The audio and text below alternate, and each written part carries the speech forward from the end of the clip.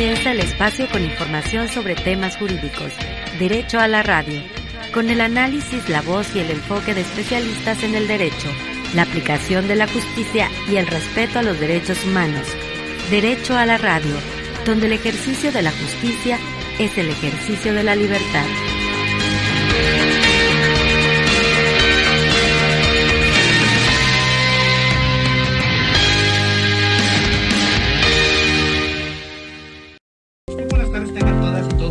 Bienvenidos a este espacio radiofónico Derecho a la Radio, su programa favorito que se transmite todos los miércoles en punto a las 19 horas y lo hacemos desde la cabina de estación de radio de la Universidad de Colima a través del 94.9 de la frecuencia modulada.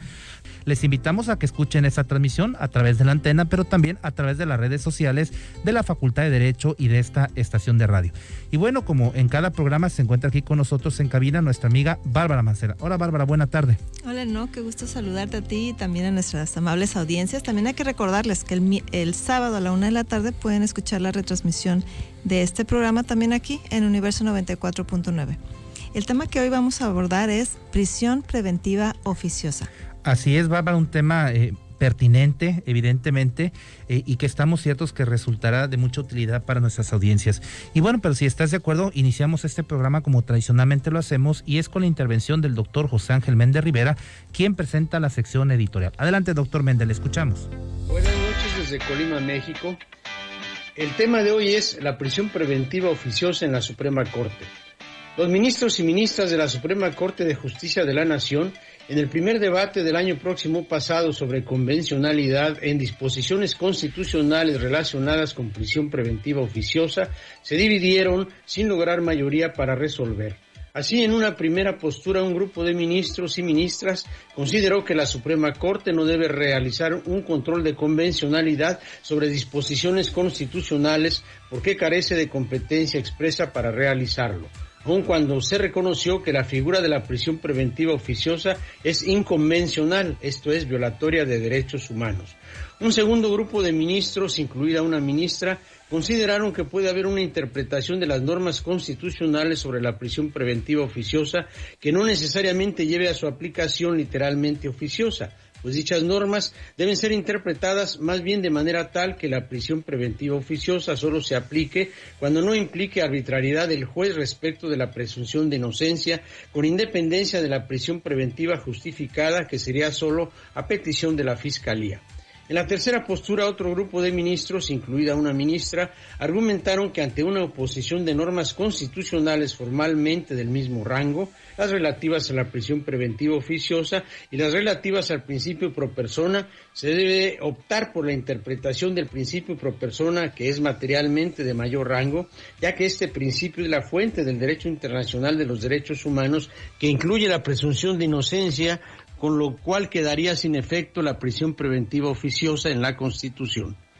Para los especialistas en derechos humanos, esta última postura es la que resuelve de mejor manera el problema de la contradicción constitucional formal ya señalada, pues los jueces constitucionales deberían optar por una justicia antes material que formal, tratándose de los derechos humanos de fuente internacional, en atención a las propias disposiciones relativas que contiene la Constitución Federal en su artículo 1. ¿Usted qué opina? Muchas gracias por su atención. Agradecemos al doctor José Ángel Méndez Rivera por la lectura de esta editorial. Así es, Bárbara, y bueno, para quien recién sintoniza este programa, les compartimos que abordamos el tema relativo a la prisión preventiva oficiosa. Para ello agradecemos que nos acompañe esta tarde a un fan destacado de este programa, pero obviamente se le invita, no por eso, se le invitó justamente por su impecable trayectoria jurisdiccional. Y por esa razón es un gusto recibir en estos micrófonos al doctor Adolfo Aldrete Vargas, juez de distrito especializado en el sistema penal acusatorio. Bienvenido, doctor Aldrete, a este su programa Derecho a la Radio. Gracias, es un honor estar aquí con todos ustedes, sobre todo que, como lo dice el doctor Enoch, un fan destacado de este programa, y para mí un gusto estar aquí presentándome. Un placer. Doctor, bienvenido. Y bueno, para quienes no están tan familiarizados con las temáticas jurídicas, ¿podría compartirnos cuál es la naturaleza constitucional de la prisión preventiva? Sí, cómo no. La prisión preventiva básicamente es una medida cautelar ¿Qué implica? La prisión fue una figura que se crea con la reforma del 18 de junio del 2008 para apoyar a un fin constitucionalmente legal o válido. En este caso sería el que todos los procesados que están siendo, todas las personas que están siguiendo un proceso, lleguen a la culminación de ese fin, que es básicamente concluir su proceso. Entonces, básicamente la naturaleza que se crea con esa reforma es una medida para que todas las personas que están siendo procesadas puedan culminar con su proceso. Ahora hay que analizar la naturaleza de que hay diferentes tipos de medidas, ¿no? Ahora, doctor, justamente a partir de esto último que usted nos comparte, entonces, ¿cuál sería la diferencia entre la prisión preventiva llamada justificada y la prisión preventiva oficiosa? Claro, básicamente la prisión preventiva se encuentra localizada en lo que es el artículo 19 constitucional en su segundo párrafo y nos divide en dos partes, que básicamente la prisión preventiva, que sería a petición de parte o lo que todos conocemos como justificada, reúne algunos requisitos como ellos, que sea suficiente para, cuando no sean suficientes otras medidas para garantizar la comparecencia del imputado en el juicio, el desarrollo de la investigación o la protección de la víctima, de los testigos a la comunidad, entonces el juez tiene que tomar esa medida para poder considerar que como la persona tiene que estar sujeta a un procedimiento y llegar al fin que es el dictado de la sentencia, se pondera y se aplica la prisión preventiva justificada o a petición de parte. ¿Qué diferencia hay con la de oficio? Que en la de oficio no hay una posibilidad de que el juez llegue a ponderar si es necesaria o no. Es una política criminal que aplicó en su caso el legislador, el constituyente, y en el segundo párrafo, segunda parte del artículo 19 constitucional se establece un numerus clausus y básicamente es una política criminal de un trato de excepción y esa aplicación instantánea o de oficio, como le llamamos. Ahora, ya nos compartió lo que se señala en la legislación. ¿Qué es lo que establecen los altos tribunales, es decir, la jurisprudencia, ya sea del orden nacional o interamericano? Mire, la Suprema Corte ha analizado lo que es la prisión preventiva y ha considerado que esa prisión no es inconstitucional. Ciertamente, la jurisprudencia de la Corte Nacional ha analizado, si lo analizamos en el contexto teórico, a lo que es la prisión preventiva a petición de parte. ¿Cuáles son los requisitos? Que la medida no es definitiva, no se vulnera la presunción de inocencia, porque no es un adelantamiento de pena, se respeta la presunción de inocencia y al final lo que se intenta es que la persona comparezca y es un fin, como lo dije al inicio, constitucionalmente válido, que es que se concluya con el proceso. Sin embargo, ya a nivel internacional, al establecer, incluso acaba de resolverse hace poquito el caso de la Corte Interamericana, en el caso Zompaxtle-Tecpile y otros contra el Estado mexicano, se ha considerado que esta determinación, la prisión preventiva oficiosa, sí vulnera todos los principios que acabo de determinar, no es excepcional porque se aplica oficiosamente. No es la última, es la última ratio la que se debe de aplicar y sin embargo se aplica en forma automática, no es excepcional y además hay un adelantamiento de una pena, por lo que sí también vulneraría el principio de presunción de inocencia. Entonces el debate se presenta entre lo que ha resuelto la Corte Interamericana, de hecho la Comisión Interamericana y la propia resolución del grupo de trabajo del Comité de Derechos Humanos del Comité de la Alta Oficina de las Naciones Unidas han manifestado que se violan todos esos principios y por lo tanto lo que sugieren es que pues se deje de aplicar, ¿no? Ahora, es muy interesante, Bárbara, lo que nos comenta el doctor Aldrete. De hecho, Martín Sánchez, que nos escribe de Tapix, manda saludos a nuestro invitado. Víctor Manuel Cuevas Telles dice que es un tema que nos exige un cambio de paradigma. Cristian Torres Ortiz Cermeño, nuestro rector, manda felicidades, gracias doctor por escucharnos.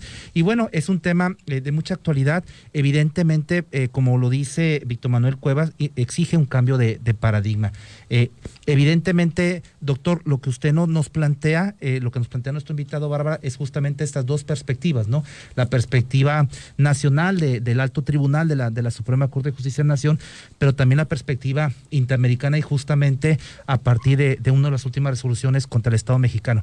Y bueno, la siguiente pregunta que nos gustaría hacerle a nuestro invitado es ¿cómo se da la ponderación a nivel constitucional entre la prisión preventiva y el principio de presunción de inocencia al cual usted ha hecho referencia en sus respuestas, doctor?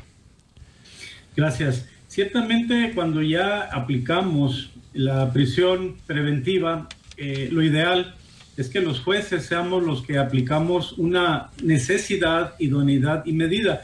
Siempre que voy a resolver sobre la aplicación de la prisión preventiva a petición de parte, me sustento en una resolución internacional que es el caso Chaparro Álvarez y Lapo Íñiguez. En su párrafo 93 nos hace referencia a que tenemos que aplicar una ponderación, la idoneidad de la medida, es decir, si la medida de que esté detenido la persona es idónea para alcanzar el fin constitucional, es decir, que concluye y ciertamente es idónea porque cuando está una persona detenida, pues vamos a tenerla siempre presente y se va a concluir el procedimiento. El punto es determinar si esa medida es necesaria y si todo el peso del Estado que está sustentado en nuestra decisión tiene que ser aplicada para alcanzar ese fin, y ahí es donde determinamos si se va a aplicar o no esa medida en una ponderación. El problema se va a presentar cuando aplicamos la prisión preventiva oficiosa, ¿no? A propósito de lo que están mencionando, por supuesto, salta sobre la mesa la pregunta de cómo se da la ponderación a nivel constitucional entre la prisión preventiva y el principio pro persona. Precisamente cuando aplicamos esta situación en una ponderación, cómo aplicarlo siempre en beneficio de la persona. La resolución donde se ha resuelto y la Corte no ha terminado de resolver fue el debate que se presentó en la acción de inconstitucionalidad, que es la 130 del 19 y su acumulada 136 del 2019, donde en el proyecto del ministro Luis María Aguilar Morales presentaba la propuesta de que en un esquema de ponderación a la prisión preventiva tendríamos que considerar desaplicarla, pero la mayoría de los jueces no la estamos desaplicando porque hay una restricción constitucional que no ha superado. Entonces es todo un debate, todo un tema, pero ciertamente nos permite considerar en beneficio de los procesados. Ahora, doctor, nos quedan todavía 5 minutos para concluir esta entrevista con usted. Sobre este último punto del principio pro persona que justamente Bárbara le preguntaba, ¿podría ampliar un poco más la respuesta sobre las implicaciones de este principio, considerando obviamente que una parte importante de nuestra audiencia pues no son abogadas, no son abogados, para que puedan dimensionar mejor este principio? Mire, el principio pro persona es uno de los derechos fundamentales que se crean con el artículo, con la reforma constitucional, y en el párrafo 3 establece que toda interpretación que se tenga que realizar tiene que ser en pro persona, o es básicamente, para hacerlo en un sentido más llano, es cuando se trate de aplicar una interpretación en beneficio, siempre tenemos que preferir la que más le beneficie. Pero cuando se trata de restricciones, tenemos que aplicar la que menos le perjudique, es decir, que sigue siendo una restricción el mayor beneficio. El problema que se presenta en esa interpretación pro persona es que cuando hablamos de la prisión preventiva justificada o a petición de parte, los jueces tenemos la facultad de aplicar este beneficio siempre, esta interpretación siempre en beneficio de los imputados. Sin embargo, el debate que se ha presentado en aplicar en beneficio, en una interpretación beneficiosa en la prisión preventiva oficiosa o instantánea, automática, es que hay una restricción en el artículo 1 constitucional, primer párrafo, última parte, que establece que esas restricciones únicamente se puede restringir los derechos constitucionales cuando se encuentran contemplados en la propia Constitución. Y resulta que el artículo 19 constitucional en su segundo párrafo, segunda parte, establece una restricción automática en un numerus clausus en cierto número de hechos y de delitos. El debate que se ha presentado a raíz del caso de Zompaxtle Tecpile contra México es que los jueces teníamos que aplicarla en forma automática o aplicar el mayor beneficio, pero esa restricción que hasta la fecha no he podido superar en esa restricción ha impedido que algunos jueces apliquemos en forma ese beneficio a los imputados y lo apliquemos en su mayor beneficio, porque las restricciones constitucionales todavía no los hemos superado. Hay un criterio que está tomando un compañero y creo que hasta ahorita 1 o 2 compañeros son los únicos que han determinado el desaplicar la prisión preventiva, argumentando precisamente el principio pro persona, dejando de lado las restricciones constitucionales, que son los únicos 2 que a nivel nacional han dejado de aplicar la prisión preventiva oficiosa. Hay algunos otros que no compartimos. Creo que es una interpretación que todavía falta mucho por realizar, pero siempre el pro persona implica interpretar el mayor beneficio y en las restricciones dejar de aplicar esa restricción. Sin embargo, bueno, la interpretación que tenemos que tomar a la tesis 293 del 2011, que ese creo es el candado el que nos ha impedido a todos los jueces, ciertamente en una interpretación más formalista que en sentido material, es que cuando existe esa restricción, como lo establece el artículo 19 constitucional en su segundo párrafo, relacionado con la segunda parte del artículo 1 constitucional, no podemos dejar de aplicar esa restricción, prefiriendo un esquema de jerarquía entre la Constitución y la jurisprudencia, y eso básicamente es el candado por el que muchos jueces no estamos dejando de inaplicar la prisión preventiva oficiosa. Bueno, definitivamente nos plantea los retos que se vienen a partir de esta decisión de la Corte Interamericana. Doctor, para ya cerrar esta sección de entrevista, ¿puede compartirnos una última reflexión dirigida a la comunidad estudiantil en este último minuto? Gracias.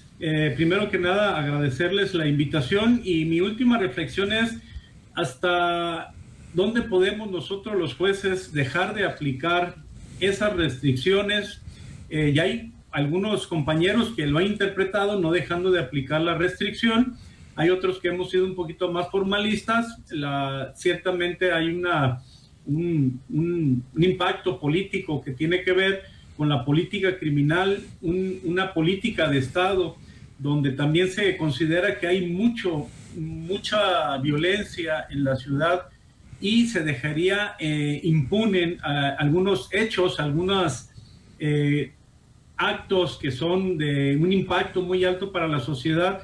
Y hay algunos pues que ciertamente participamos no tanto de la política criminal, pero sí de un esquema de restricciones que no hemos logrado superar. Tiene mucho que ver también la política de Estado al momento de tomar decisiones, pero como lo dice la doctora Bárbara, el momento del debate sobre la aplicación y el dejar de aplicar políticas de Estado implica también un impacto que la sociedad merece también que se tutele, como es la seguridad, que podemos aplicar también en cierta medida en ciertos delitos.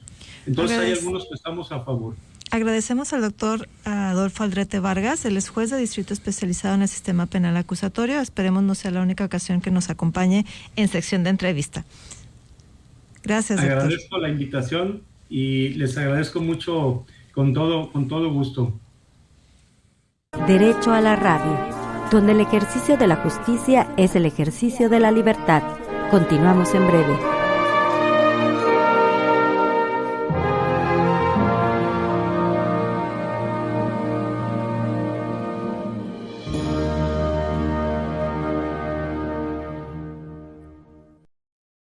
Y bueno, bueno, ahora continuando con el programa, escucharemos la cápsula que nos preparó el doctor Francisco Barajas Palacios. Recordemos, ¿no?, que él es el coordinador del bufete jurídico de la Facultad de Derecho de la Universidad de Colima, quien el día de hoy nos va a hablar sobre el juicio de amparo.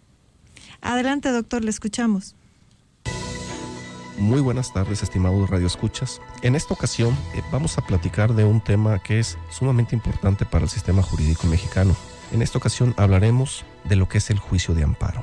El juicio de amparo es un instrumento de defensa de los derechos del individuo contra los actos de autoridad y normas que vulneran los derechos humanos reconocidos en la Constitución y en los tratados internacionales. Excepcionalmente, también la procedencia del juicio de amparo se ha establecido bajo ciertas condiciones limitantes que también empieza a proceder contra actos de particulares bajo determinadas circunstancias. ¿Quién puede promover un juicio de amparo? Toda persona que ha sufrido alguna afectación en sus derechos humanos, así como también en sus garantías individuales, como lo son generalmente la vida, la libertad, la propiedad y la seguridad jurídica.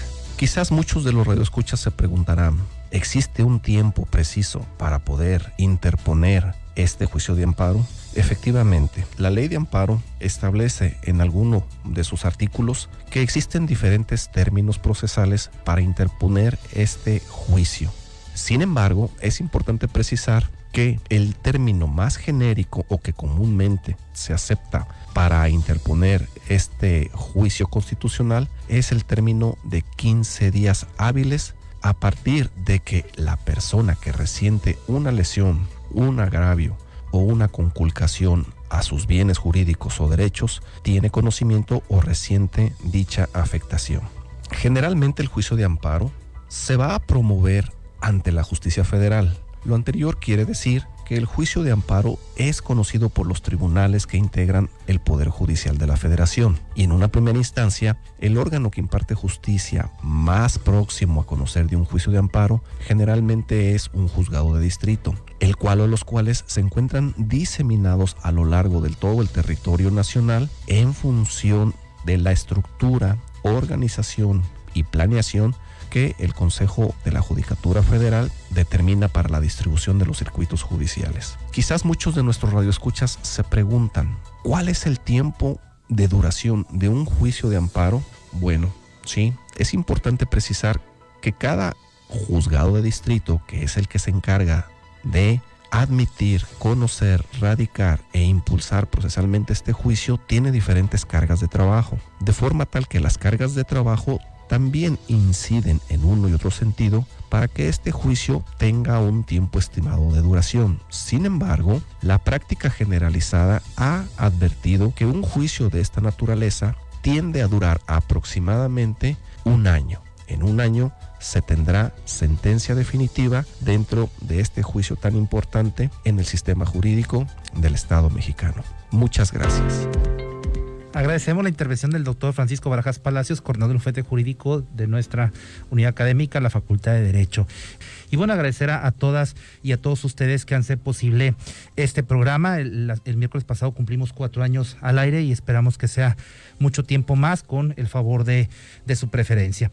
Bueno, si estás de acuerdo, Bárbara, cerraremos este programa, como siempre lo hacemos, agradeciendo a nuestras audiencias, agradeciendo también al equipo de producción, al equipo de la estación Universo 94.9, en control de transmisión Oscar Segura, en transmisión en Facebook Reina Andrade, al equipo de producción de este programa Ángel Méndez Rivera, Francisco Javier Mayoral, Julio César Llerena Ceballos y por supuesto, gracias a todas y a todos ustedes. Se despiden desde los micrófonos de esta estación de radio Bárbara Mancera y Enoc Morán. Recuerden ustedes, no es miércoles sin derecho a la radio. Buena tarde. Aquí termina esta emisión. Te esperamos la próxima semana en Universo 94.9. Derecho a la radio, una producción de la Facultad de Derecho de la Universidad de Colima.